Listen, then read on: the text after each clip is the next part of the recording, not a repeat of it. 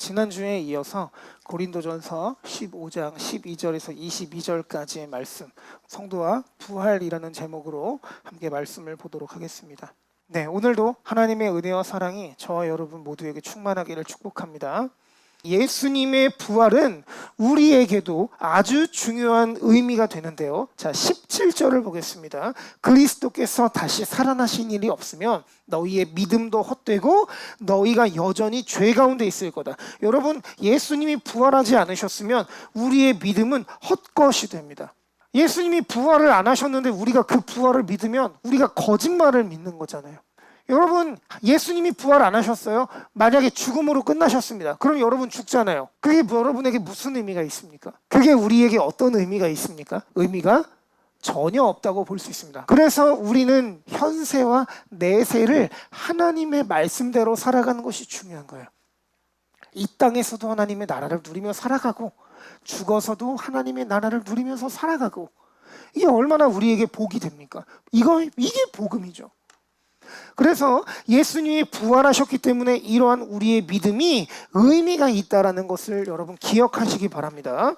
자, 그래서 20절입니다. 이제 그리스도께서 죽은 자 가운데서 살아나사 잠자는 자들의 첫 열매가 되셨도다. 사망이 한 사람으로 말미암았으니 죽은 자의 부활도 한 사람으로 말미암는도다.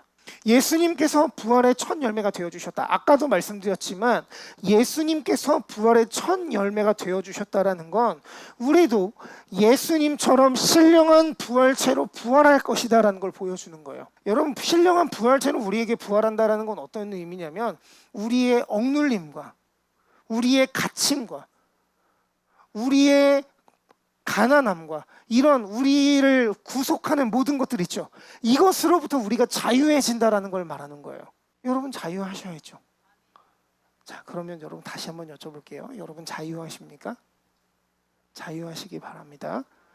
뒤에 나오겠지만 이사야서 61장에서 이렇게 이야기하고 있어요. 여호와의 신이 우리에게 임하셨으니 억눌린 자에게 자유를, 포로된 자에게 노임을, 가난한 자에게 부요함을, 병든 자에게 나음을 주신다라고 약속하셨어요. 이것이 성령으로 말미암아 우리에게 이루어진 줄 믿습니다. 자, 이 부활은 언제 일어나느냐? 마지막 때에 일어나게 됩니다. 진짜 끝 이야기하는 거예요. 종말은 지금 우리가 종말을 살아가고 있죠. 지금이 종말입니다. 이 종말이 지나고 나중에 다시 부활하게 될 거예요. 자, 보라, 내가 너희에게 비밀을 말하노니 우리가 다 잠잘 것이 아니요 마지막 나팔에 순식간에 호련히 다 변화되리니. 자, 이 마지막 때가 언제입니까? 예수께서 다시 오실 때예요. 그때 우리는 신령한 부활체로 부활하게 됩니다. 그러면 이 땅에서 조금 불편해도 괜찮아요. 오해하시면 안 됩니다. 여러분의 불편함을 제가 폄훼하는 게 아닙니다. 이 땅에서 우리가 불편할 수 있습니다. 그러나 그렇게 불편한 순간은 잠깐입니다. 이 땅에서 100년 남짓한 시간이에요. 100년이 길지만 영원에 비하면 찰나이죠. 때문에 우리는 이 재림에 대한 소망을 가지고 살아갑니다. 그런데 우리가 그러면 재림만을 기다리면서 살아가야 됩니까? 제가 이 기독교 신앙에 대해서 회의를 가졌던 것이 이런 것 때문이었어요. 우리가 죽으면 천국 가요. 그런데 죽어서 가는 천국 때문에 내 인생을 다 몰아서 올인해야 된다. 약간 보험금 마냥. 그 보험, 여러분 근데 솔직히 보자고요. 여러분 재정적으로 어려울 때 가장 먼저 뭐부터 이렇게 안 하세요? 여러분 보험부터 해지하시죠. 적금도 있는데 굳이 보험을 먼저 깬단 말이에요. 이게 매달 들어가는 게 부담이 된다는 이야기죠. 근데 보험사에서는 그거 깨면 안 된다고 하거든요. 자, 바꿔서 생각을 해볼게요. 여러분 이 땅에서 고난이 너무 심하면 여러분 미래에 대한 소망만 가지고 이 땅에서 100년을 사실 수 있습니까? 어려워요. 그렇죠? 어렵잖아요. 저는 어렵거든요. 지금 한국 기독교의 신앙은 뭐가 문제냐면 이 땅에서 죽어서 천국에 간다라는 여기에만 너무 몰두하다 보니까 현생, 우리가 지금 살아가고 있는 이 생을 조금은 무가치하게 여긴다고 할까요? 좀 그렇게 우리가 보곤 하죠. 아닙니까? 그래서 전도할 때 이렇게 전도하는 거예요. 이 땅에서 예수 믿으면 행복하다. 그리고 죽어서 천국 간다. 왜 이 땅에서는 우리가 천국을 못 삽니까? 성경이 말하는 종말은 십자가 사건부터 시작됩니다.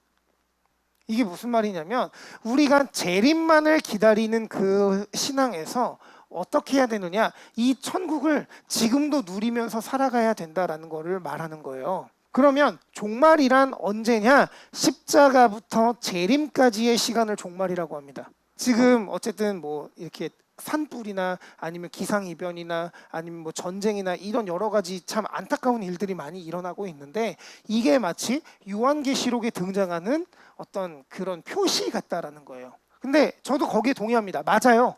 그게 요한계시록에 등장하는 표시가 맞습니다. 그런데 그 표시가 언제부터 나타났냐는 거죠. 언제부터 나타났을까요? 십자가 사건 이후로부터 나타났습니다. 로마 시대 때에도 굉장히 많은 사건 사고가 일어났어요. 예를 들어서 그 폼페이에서 그 대규모 지진과 해일이 일어났죠. 그리고 또 뭐 그 로마 대화제 사건이라던가, 그리고 로마의 역사는 전쟁의 역사와 다 동일해요. 기독교인들이 핍박받는 거 그때부터 시작이었고, 죄요? 여러분, 로마 시대 때 이미 동성애가 너무 편만했어요. 살인이요? 로마 시대 때부터 편만했습니다. 사람이 사람을 종처럼 부린다고요? 로마 시대 때가 더 했죠. 로마 시대 때 이미 있었던 일들이에요. 그러니까 우리가 어떤 현상에 집중하는 것보다는 종말을 이해하실 때는 십자가부터 지금까지 계속 그런 일들이 일어나고 있구나. 즉 우리는 예수님이 언제 오실지 모르니까 그 시간을 믿음으로 기다려야 된다라는 게 중요한 거예요. 그런데 현생이 왜 중요한지를 말씀을 드리려고 합니다. 우리의 실제 삶이 중요하다라는 거예요. 마태복음에 보면 슬기로운 15처녀, 10처녀의 비유가 나옵니다. 그래, 이 어떤 예화예요? 어떤 예화예요? 아시죠? 처녀가 10명이 있었습니다. 신랑을 기다리고 있어요. 그 중에 5명은 이제 그 기름을 준비했고 5명은 기름을 준비하지 않았습니다. 어느 날 새벽 갑자기 10명이 다 졸고 있었어요. 10명이 다 졸고 있었고 5명은 기름을 준비하고 있었고 5명은 기름을 준비하지 않았기 때문에 이 5은 불을 켜서 신랑에게로 갔고 5명은 기름 구하다가 못 구해서 신랑에게로 가지 못했죠. 이 이야기는, 이 10처녀의 이야기는 너희가 깨어 있어야 한다라는 걸 이야기하는 본문이 아니에요. 여러분, 10명 다 뭐 했어요? 졸았어요. 깨어 있는 게 아니잖아요. 5명이 깨어 있고 5명은 졸고 있던 게 아니잖아요. 10명 다 똑같이 졸고 있었어요. 그런데 5명의 차이는, 이 5명의 차이는 뭐예요? 기름을 준비했고 기름을 준비하지 않았고. 재림을 준비를 잘 하라는 의미예요. 그러면 우리가 이 땅에서 뭐 해야 되는 거예요? 재림을 준비해야 되는 거죠. 예수님이 오실 때까지 혹시 오실지도, 언제 오실지, 이때 오실까 저때 오실까라고 해서 우리가 우리의 삶을 잘 지켜야 된다라는 거예요. 그래서 이런 말이 안 되는 겁니다. 내가 인생 다 살고 이제 힘이 빠지면 예수 믿겠다라고 하는 이 말 자체가 성립이 안 되는 말인 거예요. 언제 죽을 줄 알아요? 예수님이 언제 오실지 압니까? 지금 이 순간 만약에 오신다면 그 말을 하는 사람들은 그 말이 의미가 있나요? 없는 겁니다. 때문에 여러분, 지금부터, 언제부터요? 지금부터 하나님의 말씀대로 살아가는 저와 여러분 모두가 되기를 바랍니다. 또한 예수님은 거듭남에 대해서도 말씀하셨어요. 자, 요한복음 3장 3절입니다. 예수께서 대답하여 이르시되 진실로 진실로 내게 이르노니 사람이 거듭나지 아니하면 하나님의 나라를 볼 수 없다. 바꿔 말하면 여러분, 우리는 현재에도 부활을 맛볼 수 있다라는 거예요. 현재에도 새 창조를 맛볼 수 있다라는 이야기입니다. 여러분, 잘 보세요. 예수님은 우리가 성령으로 거듭나면 하나님의 나라를 볼 수 있다고 했습니다. 그러면 이 성령으로 거듭나면 하나님의 나라를 볼 수 있다는 말이 죽어서 부활했을 때를 말하는 거예요? 우리가 죽었을 때 하나님의 나라를 볼 수 있다는 걸 말하는 겁니까? 아니에요. 그렇죠. 지금 하나님의 나라를 볼 수 있다는 이야기예요. 여기서 본다라는 말은 무슨 말이냐면 안다, 경험했다라는 말입니다. 우리가 하나님의 나라를 경험할 수 있다는 말이에요. 하나님의 나라, 즉 구원과 부활을 이야기할 때 제가 늘 이야기하는 예화가 있는데, 자 여러분, 저기 왼쪽에 있는 그림은 뭡니까? 노아의 방주고 오른쪽에 있는 그림은 홍해의 기적이죠. 그렇죠? 자, 이 두 가지 사건의 공통점은 뭘까요? 두 가지 사건의 공통점이 뭡니까? 자, 물이 있었다라는 겁니다. 물이 있었다라는 거고, 그리고 한 그룹은 구원을 받았고 한 그룹은 심판을 받았다라는 겁니다. 맞죠? 자, 노아의 홍수 사건에서 물이 사람들을 심판할 때 이 물에서 구원받은 사람이 있습니다. 노아의 가족들이죠. 그리고 모세가 홍해를 갈랐을 때, 정확하게 말하면 하나님께서 홍해를 가르시고 이스라엘 백성들이 지나갈 때 이스라엘 백성은 구원받았고 애굽 군사들은 바다에 수장됐죠. 여러분, 이 성경에서 물이라는 이미지는 물론 다 같지는 않지만 물이라는 이미지는 심판 혹은 죽음의 이미지를 가지고 있습니다. 자, 보세요. 물에 사람이 빠졌어요. 그럼 어떻게 해야 돼요? 죽어야 돼요. 물에 사람이 빠졌으면 죽어야 돼요. 그런데 살았네? 여러분, 애굽은 죄와 사망 권세로 대표되는 메타포예요. 그런 이미지예요. 자, 그런데 이 애굽에서 물로 사람이 들어갔어요. 그러면 어떻게 돼요? 물 사이로 사람이 들어갔어요. 그러면 어떻게 해야 돼요? 죽어야죠. 죽어야 되잖아요. 그런데 이 물을 건넜는데 사람이 살아서 나온 거예요. 왜? 이게 여러분 현대에는 어떻게 적용이 될 수 있느냐? 바로 세례로 이미지를 볼 수 있습니다. 그래서 이제 뭐 침례교나 이런 데서는 침례를 하기도 하는데 우리는 침례까지는 필요 없다. 여러분 침례되면 여기 돌아가실 분들 몇 분 계세요. 이제는 폐가 사실은 힘들어요. 우리가 물에 이렇게 들어갔을 때. 그렇죠? 침례 안 해도 돼요. 세례만으로도 상징이 충분하다.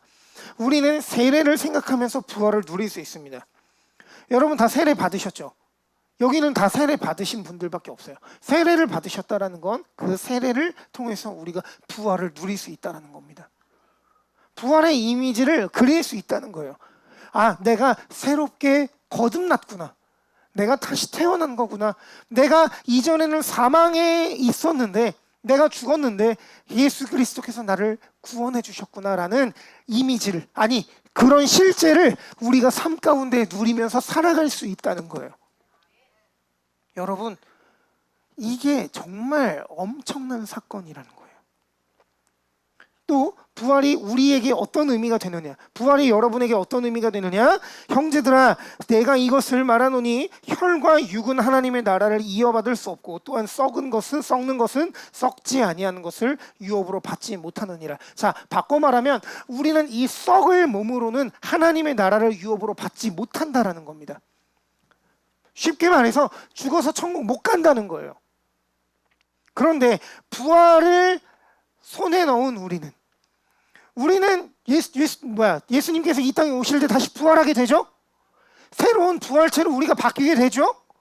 그 새로운 부활체, 썩지 않는 부활체를 가진 우리는 하나님의 나라를 유업으로 받게 되었다는 겁니다. 언제까지요? 영원히 하나님의 나라를 유업으로 받게 되었다는 거예요. 그래서 이 하나님의 나라는 궁극적으로는 죽어서 가는 천국을 말합니다. 죽어서 천국 가요. 여러분 다 죽어서 천국 가십니다.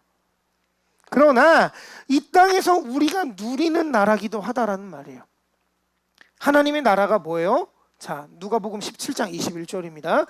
또 여기 있다 저기 있다고도 못하리니 하나님의 나라는 너희 안에 있다라는 거예요. 아멘이시죠? 성도의 부활은 예수께서 다시 오실 때 우리가 새로운 부활체로 살아나는 게 맞습니다. 그러나 이 땅에서도 하나님의 나라를 누리며 살아가는 것을 의미하는 거예요. 여러분, 하나님의 나라가 뭡니까? 하나님의 나라가 뭐예요? 하나님의 나라가 어디예요? 하나님이 계시는 곳이 하나님의 나라죠. 그러면 우리가 하나님의 나라를 누린다라는 건 뭐예요? 우리 안에 하나님의 나라가 있다는 건 뭡니까? 내가 있는 곳이 곧 하나님의 나라라는 뜻이에요. 여러분, 그 나라를 삶 가운데 누리며 살아가시기 소망합니다. 서로 살아가시기 바라요. 이게 안타까운 거예요. 왜 우리가 살아가면서 우리의 삶에서 하나님의 나라를 누리면서 못 살아가냐고요. 그 나라를 누리며 살아가시기 바랍니다. 우리는 이것을 부활의 현재성과 미래성이라고 합니다. 자, 노란 글씨만 읽어볼까요? 시작. 네, 부활은 현재에도 있고 미래에도 있는 거예요. 하나님의 나라는 지금도 있고 미래에도 있는 겁니다. 이걸 기억하시기 바랍니다. 이런 건 여러분 자주 보는 어디에다가 이렇게 좀 잘 적어두셔도 돼요. 스마트폰 메인 화면에다가도 막 적어두시고 하셔도 됩니다. 이거 강연 아니에요. 그렇다면 이 땅에서 우리가 누리는 부활의 삶은 어떤 것이냐? 주께서 죽음을 이기셨기 때문에 우리는 더 이상 죽음을 두려워하지 않아도 됩니다. 이게 무슨 얘기냐? 우리가 죽음을 두려워하지 않아도 된다는 건 우리가 죽은 뒤에 끝이 있다고 생각하기 때문에 그런 거 아니에요? 그런데 우리에게 죽음 이후에 영원한 나라가 약속되어 있다? 죽음을 두려워할 필요가 없죠. 죽음을 두려워하지 않고 이 땅에 우리가 소망이 없다라는 게 이 땅에서 너무 이렇게 미련을 갖고 살지 말자라는 이야기죠. 그렇게 하니까 어떻게 됐어요? 초대교회 성도들이 어떻게 합니까? 이 사람들이요, 여러분, 원래 그런 사람들이 아니었어요. 초대교회 성도들이 원래 그런 사람들이 아니었습니다. 그런데 예수를 믿었어요. 성령이 임하셨습니다. 그랬더니 어떻게 돼요? 자기 거를 팔아가지고 막 나눠주기 시작하는 거예요. 이상한 거 아닙니까? 그냥 제가요, 목사님 오늘 누구 한 끼 대접할게요, 이런 수준이 아니고요. 자기 소유를 팔아가지고 자기 집, 땅, 냉장고 팔아가지고 그거를 공동재산으로 쓰자는 거예요. 요즘 현대인들의 입장에서 보면 약간 좀 미친 거죠. 손을 이렇게 써서 죄송하지만 미친 거죠. 어떻게 그럴 수 있습니까? 여러분 일단 오해하지 마십시오. 여러분에게 여러분의 것을 팔아서 공동재산으로 쓰자고 하는 게 아닙니다. 저희 그 아가동산이나 이상한 이단들처럼 할 생각이 전혀 없어요. 여러분 각자 잘 이제 부를 이렇게 잘 쌓으시고 여러분이 그 부를 누리셨으면 좋겠어요. 저는 여기 여러분 다 고잔동이나 이렇게 초지동에 있는 아파트 한 채씩 다 하셨으면 좋겠어요. 그런데 이게 이들처럼 살 수 있다는 게 무슨 이야기입니까? 이웃사랑을 실천했다라는 이야기예요. 사람들이 보니까 이상한 거예요. 제가 그렇게 성격이 좋았던 애가 아니거든요. 근데 제가 맞았어요. 원래 같으면 복수를 해야 되는데 복수를 안 해. 용서를 해주는 거예요. 쟤 진짜 미쳤나 봐. 왜 저러지? 보니까 쟤 예수 믿는데 진짜? 이렇게 되는 거죠. 여러분, 초대교회 성도들이 특출났기 때문입니까? 아니에요. 그러나 우리와 같이 이기적인 존재였지만 죽음을 두려워하지 않았기 때문에 이웃에 대한 사랑을 표현하게 된 거예요. 우리는 저번 주에도 말씀드렸지만 저번 주였나요? 목사에게 아니면 특정 몇몇에게 어떤 엄청난 특별한 도덕성을 요구를 합니다. 근데 이게 맞기는 맞아요. 왜냐하면 저는 이제 목사기 때문에 설교를 제가 살아가야죠. 먼저. 이게 제가 설교를 준비했기 때문에 저에게 맡겨진 책임입니다. 그러나 이 설교를 저만 살아가는 게 아니라 여러분도 동일하게 살아가셔야 돼요. 목사만 특별하게 목사는 그러면 안 되지, 목사가 그러면 돼? 어떻게 목사가 저럴 수 있어? 이게 아니고요. 여러분도 다 저랑 동일하게 살아가셔야 된다고요. 우리도 이와 같아요.